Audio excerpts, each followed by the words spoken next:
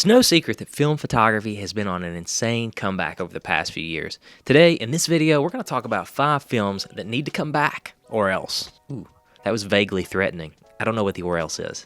So the first film that we're going to talk about on this list, and one of my favorites, is Portra 100T. I actually bought quite a few rolls of this film a few years ago off of eBay from a guy who had had it stored in his freezer since its expiration date. And I've really enjoyed getting this film out and shooting it. Unfortunately though, they stopped making this film in 2006. Portra 100T, it's a C41 tungsten balanced film. All of the tungsten balanced films that are on the market today are derivatives of Kodak Vision 500T, which is their movie film stock. Companies like Cinestill have been cutting Vision 500T up, packaging it in individual rolls, and allowing still photography shooters to use it. But getting back to Portra 100T, it's a much slower speed film. Tungsten balanced film is designed to be shot under, you guessed it, tungsten lights, which means that when you're shooting it under orange street lights, the films look properly exposed. But when you take it out in the middle of the day and try to use the film, your shots are going to look very blue, have a very blue color shift. And I think it stands to reason for a lot of folks, we can see why this was probably discontinued. It being a slow speed film, there's not a lot of utility. It's designed to be shot mainly in daylight. And if you're going to shoot your film in daylight, it stands to reason that you would want a daylight exposed film. Let's take a look at some of the images. You can see some of these images were shot under tungsten lighting and some of them were shot in the daylight. And notice the daylight shots have that blue color cast.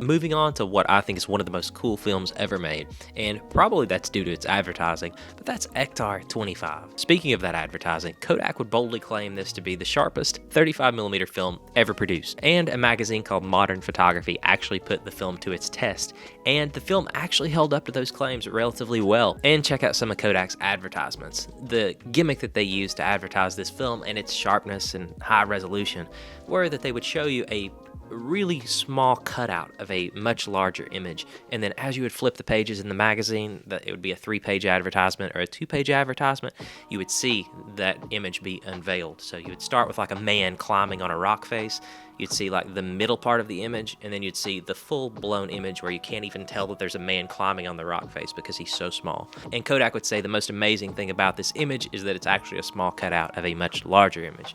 Really compelling advertisement, and as somebody who has a lot of interest in landscape photography, a really sharp, really high resolution detailed film is something I've always got a lot of time for. Kodak also advertised this film as being for SLR cameras.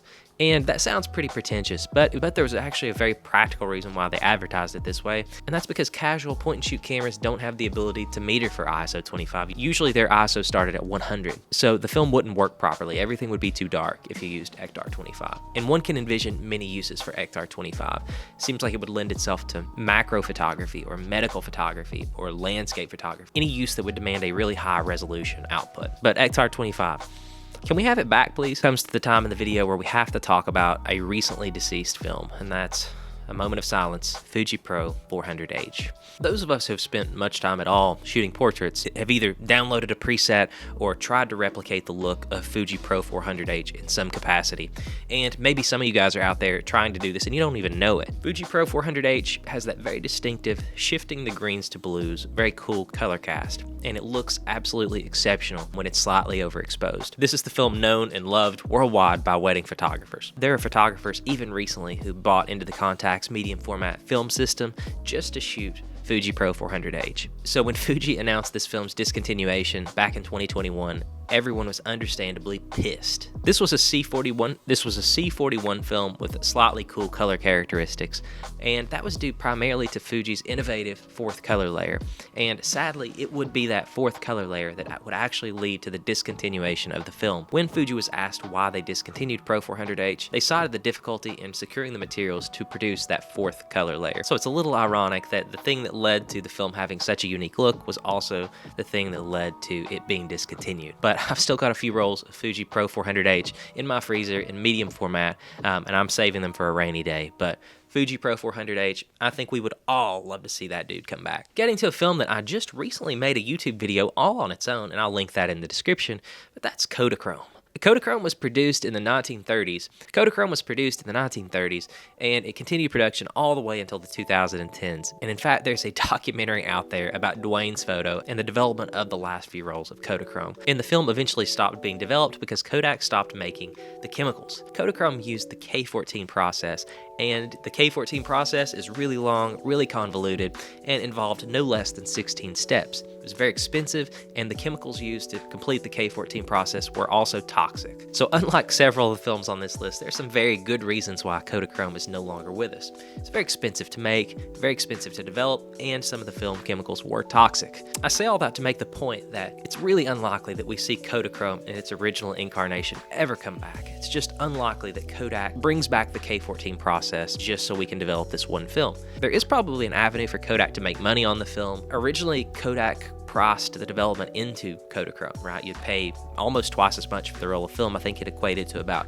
50 of today's dollars to buy Kodachrome, and then development from Kodak priced in with that. But apparently Kodak lost a lawsuit and had to open up the development process. So if maybe we could go back to a world where Kodak was able to develop Kodachrome on its own, maybe there would be enough money in that for them to justify bringing it back. But relying on other developers to develop Kodachrome, it's really unlikely Kodak does it. But another avenue that folks in the comments to my other videos seemed to be interested in was maybe Kodak reformulating Kodachrome and bringing it back in E6 slide film. And maybe that's a possibility, but I strongly suspect that much of the charm of Kodachrome was that innovative, really bizarre development process where the dyes were actually added to the film in development. I think probably a lot of the look and the charm of the film came from those quirks, so it's hard to say whether they would be able to reformulate something that even remotely looked like Kodachrome. But Kodachrome, a historically relevant film, awesome film, and if you want to know more about it, check out that other video. And last but not least on this list is Kodak Airchrome. And this is another film I made a whole video about. But Kodak Airchrome, color infrared film. This is a film that was jointly developed by Kodak and the United States military for camouflage detection and aerial surveillance. The images that you get with Kodak Airchrome are very unique. The film was actually a false color film, which means that it had a really unique color palette, mainly consisting of lots of pinks and blues, depending on what color filter you put in front of the camera. As I pointed out, the film was also an infrared film, which means that it made objects that reflected infrared light appear pink, and as you would go take a picture of the woods, a tree, something out there that would reflect infrared light, and you would end up with these very bright pinks, and especially when contrasted with the blue sky, the images were very striking. And if you want to know more about Kodak Airchrome, check out my video on the subject. But those are 5 color films that I think really need to come back. Let me know in the comments which color films you think need to come back.